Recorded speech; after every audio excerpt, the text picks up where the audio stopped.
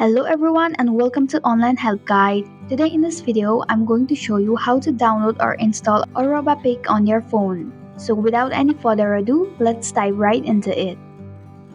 Begin by opening your Play Store. Click on the search bar and type in Aruba PEC app.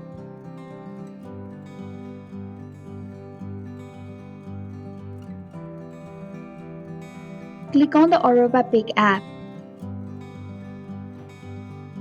Then tap on the install button to begin the download process. The process might take some time. Then tap open to launch the Aruba PEC app.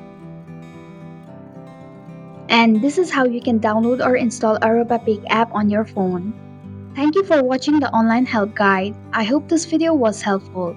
If it was, please hit the like button and comment if you have any questions or feedback. Also, if you are new to our channel, please subscribe and hit the bell icon so that you don't miss our upcoming videos.